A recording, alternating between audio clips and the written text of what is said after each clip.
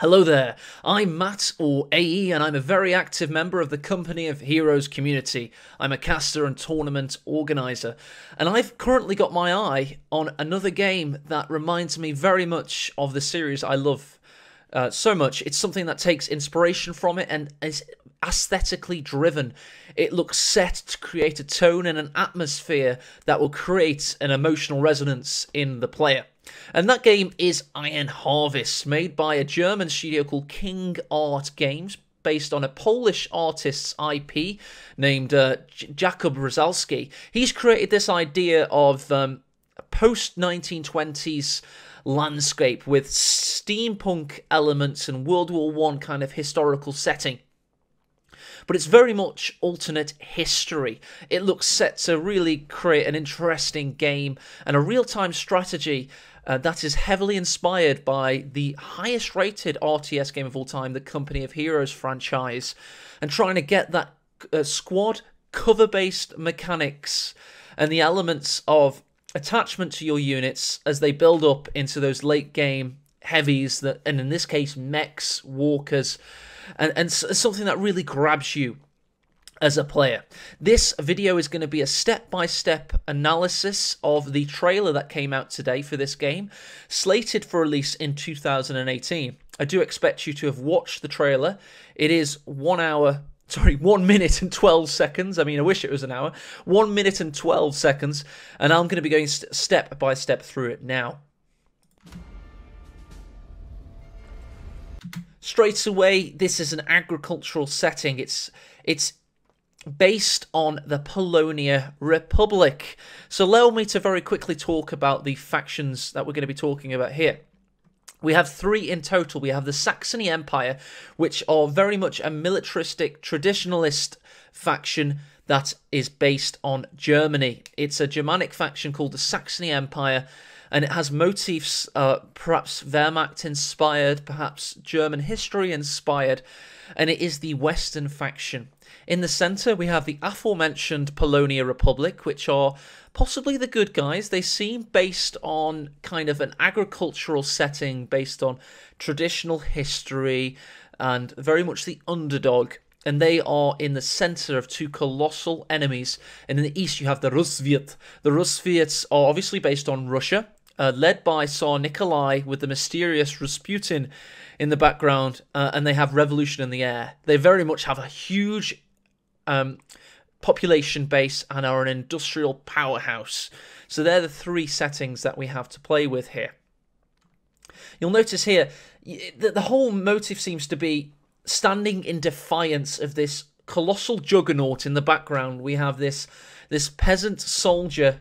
She's wielding a pistol, perhaps in futility against what she sees in the background.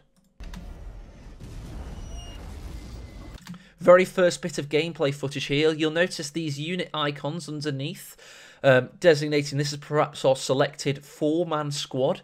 They are soldiers. You'll notice we've got artillery destroying. That's right, we've got good destruction levels. Does seem quite blocky, it must be said. Looks like the kind of buildings come down in a systematic way, almost a little bit bricky. You'll notice that as they destroy, but this is very much pre-alpha in-game footage. There you saw these walkers in the background, and you saw a huge mech just behind that. I'll very quickly just see what that mech and these walkers, they could be Russian or perhaps part of the Saxony Empire. I do believe they are part of the Russwiet, however. I do have my reasons for believing that later. These walkers here, they are now in the bottom left of your screen. If you watch them a little bit more closely, they do seem to have flame propellant weaponry. Here, there's more of the Polonia Republic soldiers, seemingly. They are standing using cover. You'll notice the cover does look sticky. It looks like the AI does take over for you and puts your units behind cover for you. They're about to throw a stick grenade behind.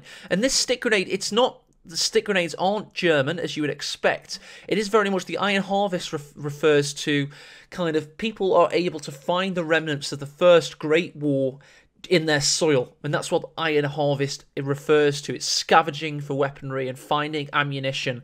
So don't expect always the ammunition to be of the people you expect it to be for, basically, the munitions of war. Great war. Great explosion there. And it's fantastic to see that they're getting explosions right, because I really do think that's something that, for example, Company Heroes did spectacularly, and it's great to see that from the get-go they're focusing on these little things that really make a big deal to the casual player. The first mechanized conflict. There you go, there was the sticking behind cover, and look how natural this looks. You've got the one guy that's possibly about to lead them into the next segment of battle. The other guys are all looking up to him. It looks very natural, even for pre-alpha. There we'll see a Maxim machine gun. If you don't know what a Maxim looks like, that's what a Maxim looks like. So this could be the Poles, it could be the Russians. We're yet to see. I do believe that possibly the Polish have the Maxim in this case, but we'll have a look in a second. In history. And it's a spider Maxim.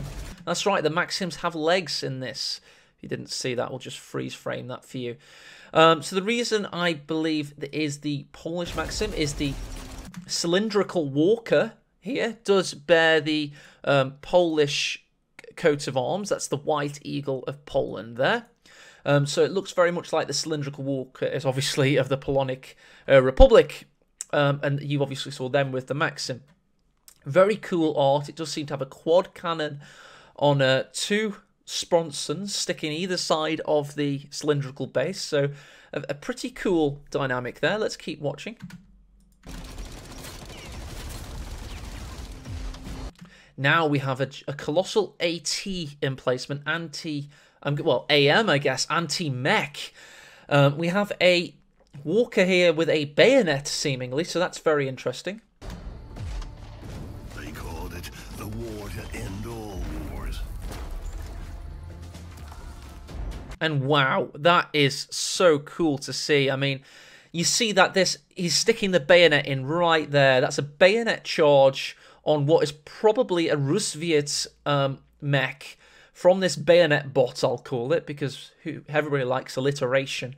You'll see the squad members of this squad, they run for cover. It's possibly a set-piece dynamic. I mean, if this is actually dynamic to the actual game, that's incredible. But I do doubt it somewhat. It could possibly be a set-piece for the trailer. And then we've got that huge... It looks very similar to that walker, but I have analysed it. It's not the exact same one that just got speared by the bayonet. It does look different, but it would line up with the kind of Rusviet look of industrialised kind of, you know, T-34 kind of thrown together Stalinium. And it is... Look at the destruction. It's just walking straight through that the bridge there. Firing from its cannon against a cylinder bot of Poland, seemingly. You have got a bayonet bot there, so possibly about to go in for another charge. Cylinder wheels round. What a cool animation that is. I'll just show you that again. Really dynamic. And then, of course, the left cannon here does find the cylinder mech, and it fires. It fires up. If you ask me, get ready to fight. There you go. That's the Iron Harvest trailer. The rest of it is mostly artwork. It does go into a little slideshow of artwork. I mean, this guy is clearly of the Saxony Empire. You can easily tell that due to him having the Saxon horse there from their crest. He's also, if you notice on his chest, got an iron cross symbol, so he's clearly of a Germanic base. And that why I believed all those mechs were Russian earlier is the Saxony mechs are so much cleaner and futuristic looking. You'll notice they definitely have a kind of a Robot Wars vibe, and they just have a cleaner, more polished kind of Panther tank, sleek, smooth, very easy.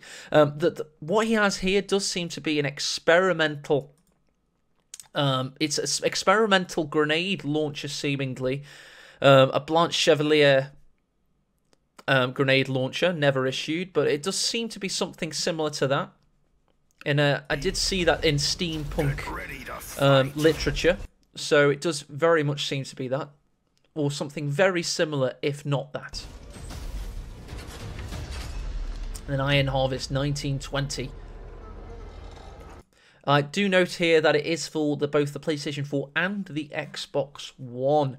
So this could limit it in terms of scope. It may not be a traditional RTS that you may expect, that you could expect, because obviously with PlayStation 4 and Xbox One, you are limited in how you can control the game. And that's always a case. I mean, Supreme Commander 2 comes to mind, where it's very much a game that's... God, the lighting is terrible. I think I'll just go back to au natural light there.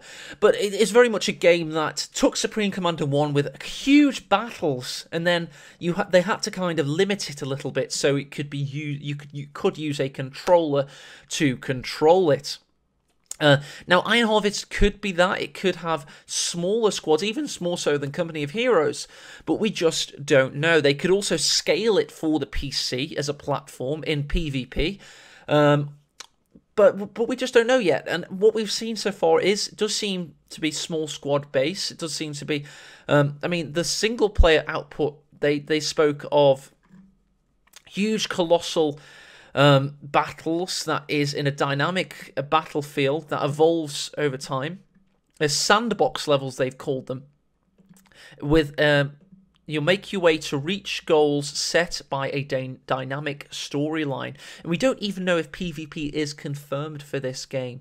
The only reason members of the Company Heroes community, such as myself, are very excited for it is because its vibe is so reminiscent of the series we love so much. And as I say, it does go through this slideshow. A little bit of art from Jacob Rosalski bloke. So, of course, there's a mech there, shadowy mech. And as I say, it's all about that juxtaposition with some Victorian-looking ladies playing tennis. Next slide shows somebody fishing with a mech. Again, it's all about that kind of contrast. So, thank you for watching this analysis. Hopefully you've found it somewhat informative.